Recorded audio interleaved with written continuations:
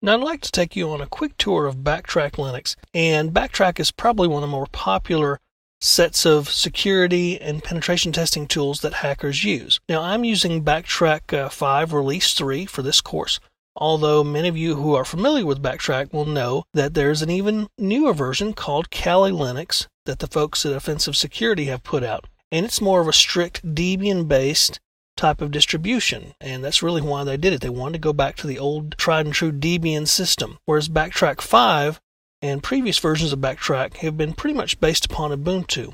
Now you can use whichever one you like, and the reason I stick with BackTrack 5, especially for the purposes of this course, is that a lot of people are familiar with it. People are still using it, and it's still updated occasionally. You can still get the updates for it the same as you would for Kali or any other kind of Linux. It really depends upon what you learned and how you learned. And so I'm familiar with BackTrack, so I'm going to show you BackTrack. But feel free to download and use Kali as well. There are some differences in how Kali does what it does versus how BackTrack does.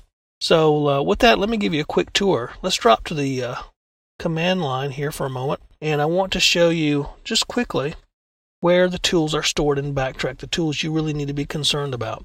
If you do an ls here, you're going to find in the root directory, you have all these directories here, and obviously some of these, if you're familiar with Linux, are standard: etc, lib, home, boot, bin, so forth. But there's another directory here that you need to be concerned about in BackTrack, and that's the pen test directory. So if we do a cd to pen test, and then let's do an ls here, and you can see that there are all kinds of directories here as well, and they're categorized basically based upon their function. You have backdoors, Bluetooth hacks, Cisco hacks, database tools, enumeration tools, exploits, passwords. You have some forensics tools in here as well, sniffers. You have web tools, wireless tools, and so forth. Now you can take the time, and I suggest you do, to go through each of these directories and kind of look and see what's in there. But one good thing about the way BackTrack is organized also is that it gives you the option of getting to the tool and the directory, and in some case running the tool under a GUI simply by using the menu here. And just to take you through this a little bit quickly, I'll show you a few things first before I go into the BackTrack directory. Since this is a version of Linux, basically based upon Ubuntu, you have some of the standard Linux tools. You have accessories, which you may have text editors and so forth. Screenshots, which are very useful during a pen test so you can prove that you were able to exploit something. The terminal, of course, and some other utilities. You also have graphics, internet, and in the internet utility folder, you have things like the Firefox, WCD Network Manager, and this is where you'll find ZenMap, which is a front-end GUI for Nmap, and we'll talk about that a little bit later.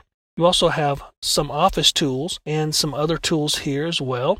You have sound and video, system tools, and I have installed some of my own tools on here, and that's the great thing about BackTrack, is you can install your own tools on here and get what you want. For example, in the Office folder, there's not a lot really in there, so you might want to download and install LibreOffice or the older OpenOffice or whatever so that you have a fully functioning Office package with a word processor, a database, a spreadsheet, because actually some of the things you'll do in pen testing are more management related, so you'll need to record what you do, and maybe you might be writing reports or documents. So you can customize your version of BackTrack as much as you want, simply by using apt-get or the dpackage commands to get new software down and installing it. Let's take a look at the BackTrack folder, and there's a lot of information here. I'm not going to go through every single tool, but this is where you'll find a lot of your tools. Now, don't be fooled into thinking that all these are easy to use and easy to launch, because in some cases, all you're going to get is a shell prompt. It's actually just going to put you into the directory that the tool is in, and in some cases it will run the tool automatically just so you can get the help, get the command line switches. And that's okay. It shows you how to run the tool, and you're still running it from the command line anyway, but it's showing you exactly how to run the tool in terms of switches and options and so forth. So we've got several topics here: information gathering, and you'll find that a lot of these correspond to the methodologies that we talk about during this course: footprinting, enumeration, and so forth. And the tools are kind of laid out a little bit like that. You have information gathering tools, vulnerability assessment tools, exploitation, privilege escalation, And all of these are broken down into even more categories here, depending upon what you're looking to do. Privilege escalation, for example, is broken down into password attacks, privilege escalation media, protocol analysis, network sniffers, and so forth. So you'll expect to see Wireshark in here, which is a network sniffer. And actually, there are a lot of programs in here for each category. You may find one or two that you're familiar with, but I guarantee you, unless you've done some really extensive penetration testing, you're going to find a lot of tools in here that you never knew existed and you never knew what they did. And that's okay.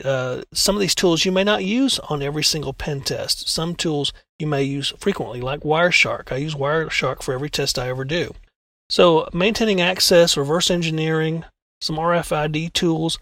And that's another thing. Let me mention here that during the CEH, we'll be covering a lot of things and a lot of tools, but BackTrack has far more tools that even the CEH covers. A lot of these tools and their use are beyond the scope of the CEH course and exam. So we're not going to cover every single tool that BackTrack has, obviously. The CEH does not cover forensics, for example. So we're going to look at some of these tools as appropriate as we need to when we go through each segment of the course. So I just kind of wanted to give you an introduction to BackTrack, and I would recommend that you download it or Kali and become familiar with them for the course and definitely for the exam.